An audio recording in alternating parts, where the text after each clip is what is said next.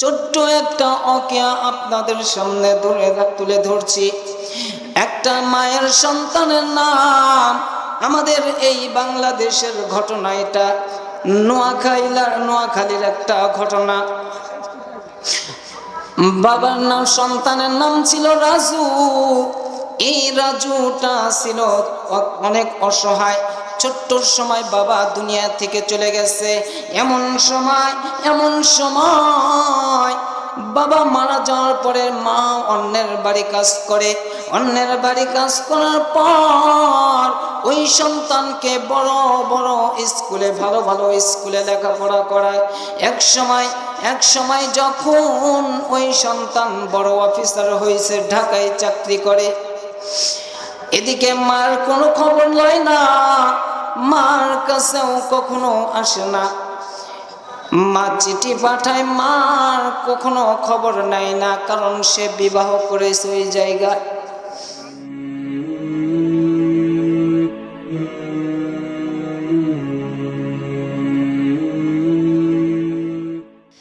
ঈমানের পথে অবিচল থেকে আমার মরণ যেন হয়। ঈমানের পথে অবিচল থেকে আমার মরণ যেন হয়। তোমারই কাছে মিনতি আমার, তোমারই কাছে মিনতি আমার, মহামহিম দয়াময়। ঈমানের পথে অবিচল থেকে আমার মরণ যেন হয়।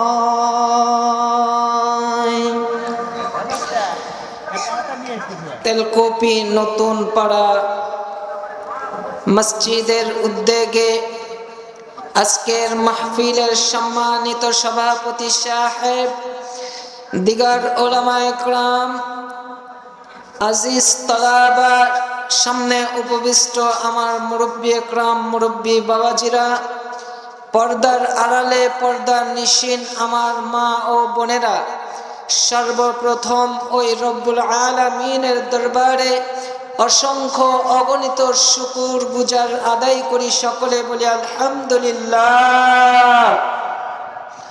অতঃপর লাখো কোটি দরুদ সালাম সাইয়্যিদিনা হাবিবিনা কিবরিয়া আকা নামদার তাজদার মদিনা মুহাম্মদ মুস্তাফা, সকলে উচ্চ স্বরে উচ্চ কণ্ঠে বলি, সকলে বলি সাল্লাল্লাহু আলাইহি ওয়াসাল্লাম। মুহতারাম হাজিরিন, আল্লাহ তাবারক ওয়া তাআলা ডাক দিয়ে বলতেছেন, ইয়া আইয়ুহাল্লাযীনা আমানু তাকুল্লাহ।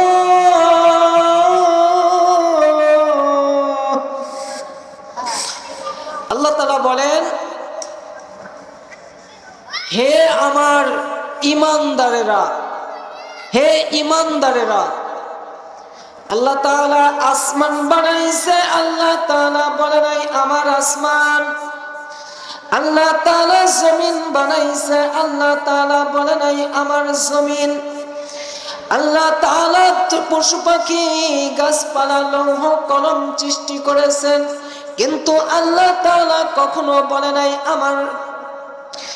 কিন্তু আল্লাহ তাআলা সুন্দর করে মানুষ বানাইয়া ডাক দিয়ে বলে, ইয়া ইবাদি, হে আমার বান্দা। সুবহানাল্লাহ, জোরে বলে হে আমার বান্দা। ইয়া আইয়ুহাল্লাযীনা আমানু, হে ঈমানদারেরা। ইয়া আইয়ুহান নাস, হে মানুষ সকল।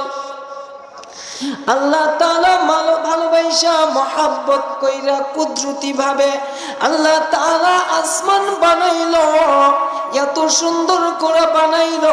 আসমান বানানোর পরেও কখনো বললেন না আমার আসমান কুন ফায়াকুন হয়ে যাও। কিন্তু আল্লাহ তাআলা মানুষ বানাইলো, এত সুন্দর চোখখানা দান করলো, এত গুনাহ করলাম, এত নাফরমানি করলাম, কিন্তু আল্লাহ তাআলা একবার ডাক দিয়েও বলল না হে আমার গুনাহগার বান্দা। বলছেনি? আল্লাহ তাআলা কেন বলে না এই গুনাহগার বইলা ডাক দেয় নাই? কারণ আল্লাহ তাআলা বলে আমি তোকে তুই যতই গুনাহ করিস না কেন, যতই নাফরমানি করিস না কেন, তবু তো আমারই বান্দা। কথা বলেন না কেন? আমারই তো বান্দা। এ বন্ধু,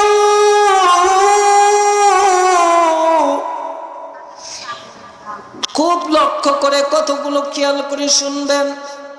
একটা মায়ের যদি 3টা বা 4টা সন্তান থাকে, দুনিয়ার সবাই যদি একটা সন্তানকে চোর বইলা ডাক দেয়, গর্ভধারিণী মা কখনো কি ডাকতে পারে চোর বইলা ডাকে? দুনিয়ার মহল্লার মানুষ ডাক দিয়ে বলে ও চোর, কিন্তু মা কখনো চোর বইলা ওই সন্তানকে ডাকে না। কেন ডাকে না? কারণ প্রসবের যে একটা বেদনা, প্রসবের যে যন্ত্রণা, 10 মাস 10 দিন মাস গর্ভের মধ্যে ধারণ করে রেখেছে, সন্তান লাথি মারে, মা ওয়া করে চিৎকার মারে, কিন্তু কখনো কষ্ট মনে হয় না। একদিন যদি মায়ের পেটে লাথি না মারে, শাশুড়িকে বলে, মাকে বলে, বড় বোনকে বলে আজকে আমার পেটে আমার সন্তান কিন্তু লাথি দেয় নাই, আমার মনে বড় ভয় হয়, আমার সন্তান না জানি কোন অবস্থায় আছে। এ বন্ধু, শুধু তাই নয়, প্রসবের যে একটা কষ্ট যন্ত্রণা আছে, এটা প্রত্যেকটা মা সহ্য করে থাকে। প্রসবের কি ব্যথা কয় জানে, মাই জানে সে কথা, মরিয়া গেলে মায়ের মরণ হইল না। কথা বলেন ঠিক কিনা? প্রসবের কি ব্যথা মাই জানে সে কথা, মরিয়া গেলে মায়ের মরণ হইল না। মায়ের দুনিয়া যত রে কত কষ্ট করে, মায়ের দুনিয়া যত রে, মায়ের দুনিয়া যত রে কত কষ্ট করে, 10 মাস 10 দিন প্রসব যন্ত্রণা সহ্য করে, এমন দরদি ভাবে কেউ হবে না আমার মা গো। কথা বলেন ঠিক কিনা? এ বন্ধু, মা এমন একটা নাম, এমন একটা নাম, যেই মা জন্ম ধারণ করে পেটের মধ্যে 10 মাস 10 দিন গর্ভধারণ করে প্রসবের যন্ত্রণা সহ্য করে, ওই জনম দুঃখিনী মার কণ্ঠে কানে যখন বাচ্চার ওয়া ওয়া শব্দ আসে, মার প্রসবের যে যন্ত্রণা আছে, এই যন্ত্রণা মুহূর্তের মধ্যে দূর হয়ে যায়। সুবহানাল্লাহ, জোরে বলে। এ বন্ধু, শুধু তাই নয়, ছোট্ট একটা অকিয়া আপনাদের সামনে তুলে ধরছি। একটা মায়ের সন্তানের নাম, আমাদের এই বাংলাদেশের ঘটনা, এটা নোয়াখালীর একটা ঘটনা। বাবার নাম, সন্তানের নাম ছিল রাজু, এই রাজুটা ছিল অনেক অসহায়। ছোট্ট সময় বাবা দুনিয়া থেকে চলে গেছে। এমন সময় বাবা মারা যাওয়ার পরে মা অন্যের বাড়ি কাজ করে। অন্যের বাড়ি কাজ করার পর ওই সন্তানকে বড় বড় স্কুলে, ভালো ভালো স্কুলে লেখাপড়া করায়। এক সময় যখন ওই সন্তান বড় অফিসার হয়েছে, ঢাকায় চাকরি করে, এদিকে মার কোনো খবর লয় না, মার কাছেও কখনো আসে না। মা চিঠি পাঠায়, মার কখনো খবর নেয় না, কারণ সে বিবাহ করেছে ওই জায়গায়। যখন দ্বিতীয়বার যখন খবর পাঠাইছে, বাবা আয় একটু দেখে যা, তবু মার ওই সন্তান আসে না। মা চলে গেছে ওই বাবার কাছে, সন্তানের কাছে। যাইয়া যখন বলছে, বাবা তুমি অনেক দিন হয়ে গেল, তুমি আমার বাড়িতে যাও না, আমাকে দেখার জন্য যাও না। এর বন্ধু, ওর বিবি যখন, রাজুর বিবি তার শাশুড়িকে কখনো চেনে নাই, কখনো দেখে নাই। রাজুকে জিজ্ঞাসা করে, রাজু এই বুড়িটা তোমার কি হয়? এবার রাজু মনে মনে চিন্তা করে, হায় আফসোস, আমি যদি আমার মার পরিচয়খানা দিই, আমার তো কোনোদিন আমার বিবি আমার কাছে থাকবে না, কারণ আমার বিবির বংশ বড় বংশ, আমার তো ইজ্জত থাকে না, আমার তো এটা সম্ভব হবে না, পরিচয় দেওয়া যাবে না। মার পরনে যে কাপড় আছে, এই কাপড়টা তো নোংরা অবস্থায়, যদি জানতে পারে উনি আমার মা, তাহলে তো বিবি আমার কাছ থেকেও চলে যাইতে পারে, আমি পরিচয় দেব না।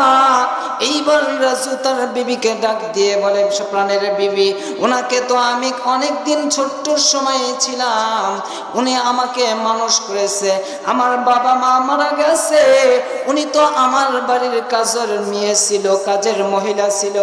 এমন কথা বলার সঙ্গে সঙ্গে বিবি ডাক দিয়ে বলে, রাজু, যে মহিলা নাকি তোমাকে ছোট্ট সময় লালন পালন করছে, তোমার বাবা মা মারা গেছে, এই বাড়ি তোমার চাকর ছিল, আজকে তোমার দরবারে আসছে, কয়েকটা টাকা দিয়ে তাকে বিদায় করে দাও। একবার দুইবার যখন বলছে, সন্তান পকেট থেকে যখন 1000 টাকার নোট বের করে দিছে, তবু মা সন্তানের হাত দিয়ে টাকাটা নিবে এমন সাহসটাও পাচ্ছে না। সাহস নেব না, বাবারে তোকে একটু জড়াইয়া ধরবো, একটুবার জড়াইয়া ধরবো, বাবা তুই আমার কাছে আয় রে বাবা। এমন সময় বিবি ডাক দিয়ে বলে, ও প্রাণের স্বামী, যে নোংরা মহিলা তোমার কাছে এত বারবার জড়ায় ধরার জন্য আসছে, তুমি তাকে ঘাড় ধরে বাড়ি থেকে বের করে দাও। জনম দুঃখিনী মারে ঘাড় ধইরা যখন বাড়ির থেকে বের করে দিছে, বাজান বাবা সন্তানের কথা চিন্তা করে নাই, একটা মাত্র সন্তান ছিল, সন্তানকে মানুষ করার জন্য লেখাপড়া করাইছে, ডিগ্রি নিয়ে আসছে, আজকে সেই সন্তান যখন ঘাড় ধইরা বাড়ির থেকে বের করে দিছে, গাড়ি ধরে যখন বাড়ি থেকে বের করে দিছে, কষ্টটা আর ওই বুড়ি মা সহ্য করতে পারে নাই, বাড়িতে চলে আসছে। বাজার মনের বড় ব্যথা নিয়ে যখন রাত্রে ঘুমাইছে, ঘুমের আগে একটা সুন্দর করে চিঠি লিখছে, লেখা ঘুমের মধ্যে মা স্ট্রোক কইরা মারা গেছে। জনম দুঃখিনী মা দুনিয়া থেকে যখন চলে গেছে, এর বাজান খুব মর্মান্তিক ঘটনা। এমন একটা ঘটনা আমাদের নোয়াখালীর জেলাতে হয়েছে। এর বাজান এমন সময় বাবা ওই রাজুর কাছে আর একটা চিঠি গেছে, তোমার মা দুনিয়া থেকে চলে গেছে, তোমার মা দুনিয়া থেকে চলে গেছে। এইবার রাজু চলে আসছে মার কবরখানা দেওয়ার জন্য, হাতের মধ্যে চিঠি দিছে, চিঠিটা পইরা ডাক দিয়ে বলতেছে, চিঠির মধ্যে এমন ভাবে লেখা আছে, এ রাজু তুমি যখন চিঠিটা হাতে পাইবা আমার কথা তুমি মনে রাখবা, কারণ যখন তুমি ছোট ছিলা এমন সময় তোমার স্বামী তোমার বাবা দুনিয়া থেকে চলে যায়। তোমার যে আজকে আমার একটা চোখ অন্ধ, কারণটা হলো তুমি যখন ছোট্ট সময় খেলাধুলা করতে গেছিলা তোমার চোখে একটা আঘাত লাগার কারণে তোমার চোখ অন্ধ হয়ে গেছে। আমি মা সেটা সহ্য করতে পারবো না, যার কারণে আমার চোখখানা তোমাকে আমি দান করেছিলাম। আজকে তুমি আমার বাড়ি থেকে বের করে দিয়েছো, মনে বড় কষ্ট নিয়ে তোমার বাড়ি থেকে বের হয়ে আসছি। দোয়া করি তুমি সারা জীবন সুখে থাকো, শান্তিতে থাকো, কোনোদিন বদদোয়া করব না। এর যুবক আজকে যাদের মা নাই, মার সাথে কত বেয়াদবি করেছি, মার সাথে কত কথা বলছি, মাকে কত রকমের অকট্ট ভাষায় কথা বলছি। আজকে মার জন্য এই মাহফিল থেকে তেলকুপি জামে মসজিদের মাহফিলের পরে আগামীকাল ফজর নামাজ পড়া ওই মার কবরের পাশে একটা বার যাইয়া দুই চোখের পানি ফালাও। যার মা আছে দুনিয়ার বুকে ওই মার এই মাহফিল শেষ করে চলে যাইবা, মার পায়ের হাত ধরে বলবে, মা জীবনে যত অনাফালামানি কথা বলছি, জীবনে যত তোমার অপমান করেছি, যত কটু কথা বলেছি, এ মা তুমি আমাকে মাফ করিয়ে দাও। মা দুনিয়াতে আর তোমার সাথে নাফরমানি কথা বলবো না, তোমারে আমি উচ্চ কণ্ঠে আর কথা বলবো না। মা তুমি আমারে মাফ কইরা দাও, পারবো না বলেন? যার মা আছে সেই বোঝে মায়ের ব্যথা, যার মা নাই সে কিন্তু মায়ের ব্যথা বোঝে।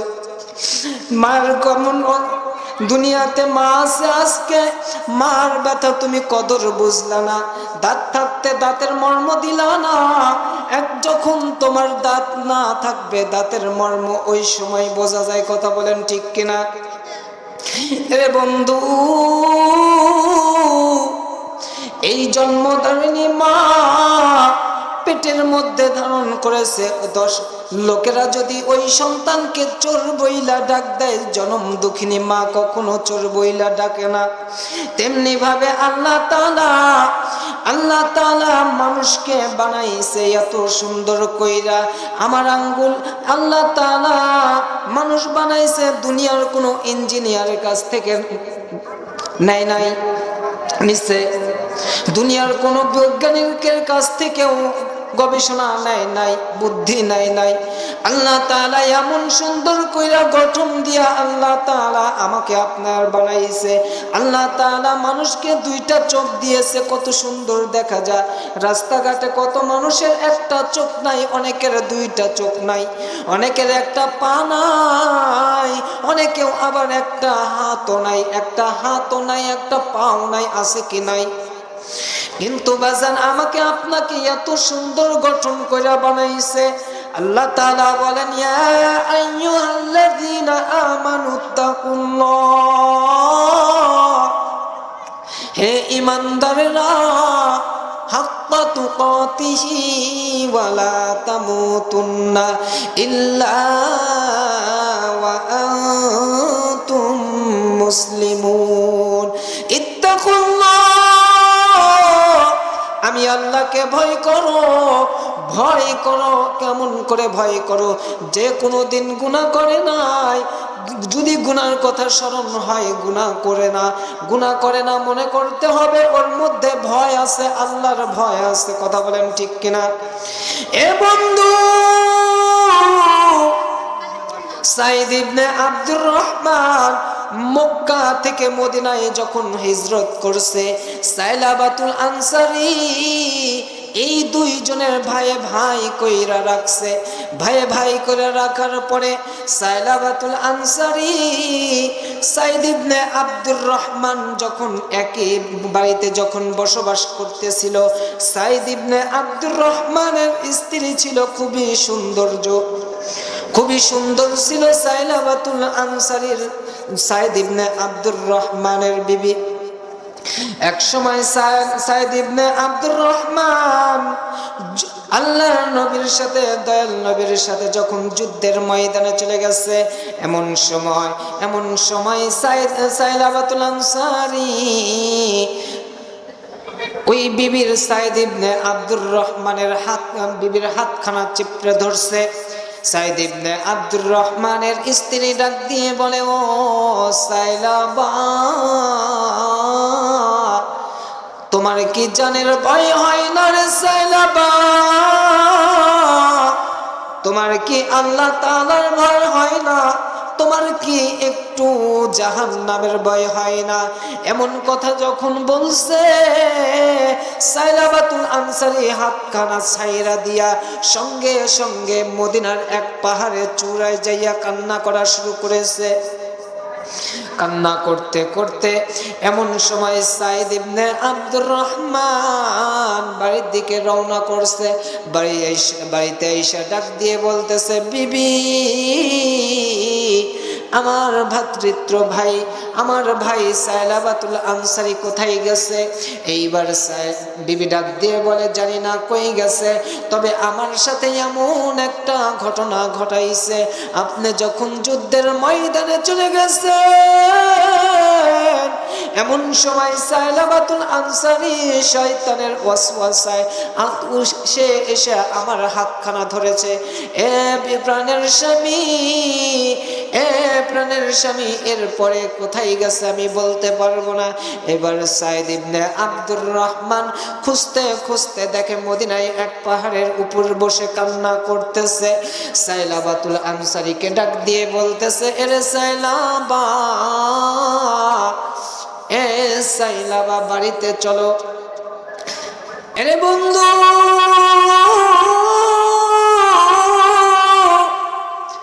সাইলাবাতুল আনসারী ডাক দিয়ে বলে, এ সাইদ ইবনে আব্দুর রহমান, আমি যে অন্যায় করেছি, এমন গুনাহ কাজ করেছি, আমি এই গুনার ক্ষমা হবে কিনা আমি আগে সেটা জানতে চাই। সাইলাবাতুল আনসারী যখন এমন কথা বলছে, বলার পরে সাইদ ইবনে আব্দুর রহমান ডাক দিয়ে বলতেছে, জানি না তোমার ক্ষমা হবে কিনা, তবে আমি বলতে পারবো না, এটা আল্লাহ তাআলাই ভালো জানে। এবার সাইদ ইবনে আব্দুর রহমান যখন এমন কথা বলছেন, সাইলাবাতুল আনসারী ডাক দিয়ে বলতেছে, সাইদ, একটা কয়েদি যেমনে ভাবে আমার হাতের মধ্যে, গলার মধ্যে, পায়ের মধ্যে রশি লাগায়, তেমনি করে আমার গলার মধ্যে, হাতের মধ্যে, পায়ের মধ্যে রশি লাগাইয়া অপরাধীদের মতন টেনে হেঁচড়ে নিয়ে যাও। এবার সাইলাবাতুল আনসারীর হাতে যখন বেরি পড়াইছে, পায়ের মধ্যে বেরি পড়াইছে, গলার মধ্যে বেরি পড়াইছে, বেরি পড়ায় যখন টানা শুরু করে দিয়েছে, সাইদ ইবনে আব্দুর রহমান, আমি বাড়ির দিকে যাব না, আমি বাড়ির দিকে যাব না, চলে যাও, চলো চলো, আমি ওমরের কাছে যাব, আমি যেই গুনাহ করেছি এই গুনার ক্ষমা হবে কিনা আমি শুনতে চাই। এইবার যখন ওমরের কাছে গেছে, বন্ধু ওমরকে যাইয়া ডাক দিয়ে বলতেছে, ভাই ওমর, আমি সাইদ ইবনে আব্দুর রহমানের বিবির হাতখানা ধরেছি, এই গুনার ক্ষমা হবে কিনা আমাকে বলো। এইবার আবু ওমর রাদিয়াল্লাহু তাআলা ডাক দিয়ে বলে, রে সাইলাবা, তুমি যে অন্যায় করেছো, এই গুনার ক্ষমা হবে কিনা আমি জানি না, তুমি আমার বাড়ি থেকে বের হয়ে যাও, আমার বাড়ি থেকে বের হয়ে যাও, কারণ তুমি যে অন্যায় করেছো, তুমি নবীর সাথে বেঈমানি করেছো, তুমি আমার বাড়ি থেকে বের হয়ে যাও। এইবার ঝরঝর করে অঝরে কান্না করতেছে। সাইলাবাতুল আনসারী ডাক দিয়ে বলতেছে, ভাই সাইদ, আমি বাড়িতে যাব না, আমাকে নিয়ে যাও আবু বকরের বাড়িতে।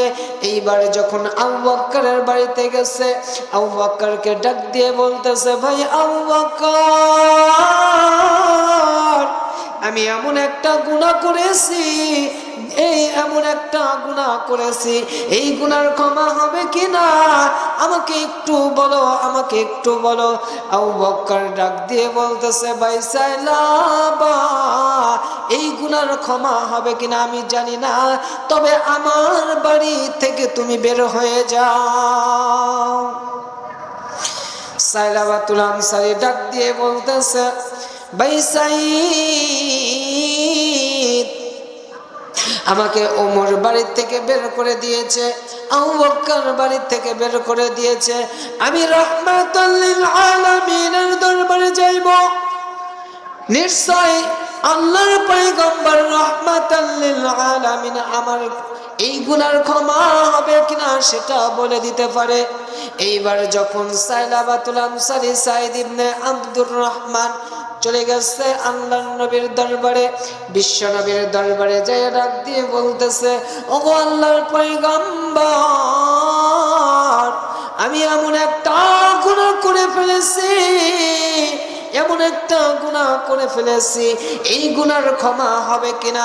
এইবার আল্লাহর পয়গম্বর ডাক দিয়ে বলে, এরে সাইলাবা,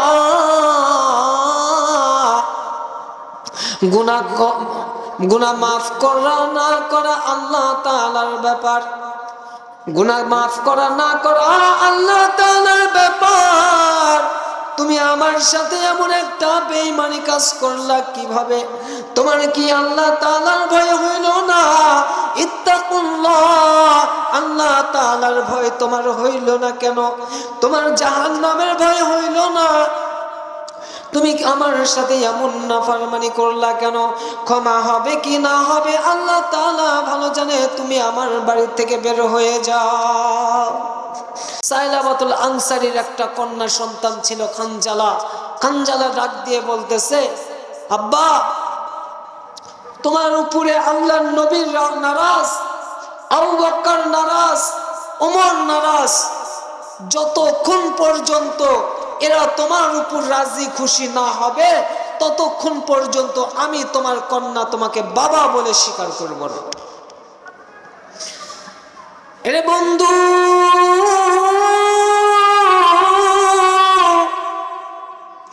সাইলাবাতুল আনসারী সাইদ ইবনে আব্দুর রহমানকে ডাক দিয়ে বলতেছে, ভাই সাইদ, আমাকে আল্লাহর পয়গম্বর বাড়ি থেকে বের করে দিয়েছে, হযরত ওমর বাড়ি থেকে বের করে দিয়েছে, আমাকে হযরত আবু বকর বাড়ি থেকে বের করে দিয়েছে, আমি আর বাড়ির দিকে যাব না। আমার হাতের রশি ছেড়ে দাও, আমার পায়ের রশি ছেড়ে দাও, গলার রশি ছেড়ে দাও, আমি আর বাড়ির দিকে যাব না, আমি আমার দু চোখ যেদিকে যায় সেদিকেই চলে যাইব। এইবার সাইলাবাতুল আনসারী চলতে চলতে এক পাহাড়ের চূড়ায় যাইয়া আল্লাহর দরবারে সিজদায় পইরা এমন কান্না করা শুরু করছে বন্ধু। কান্না করতে করতে আল্লাহর তাআলাকে ডাক দিয়ে বলে, মালিক,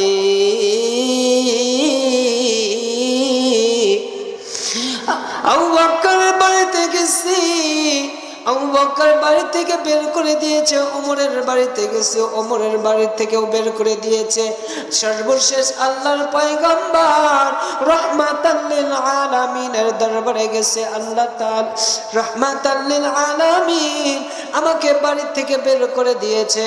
সর্বশেষ মাবুদ,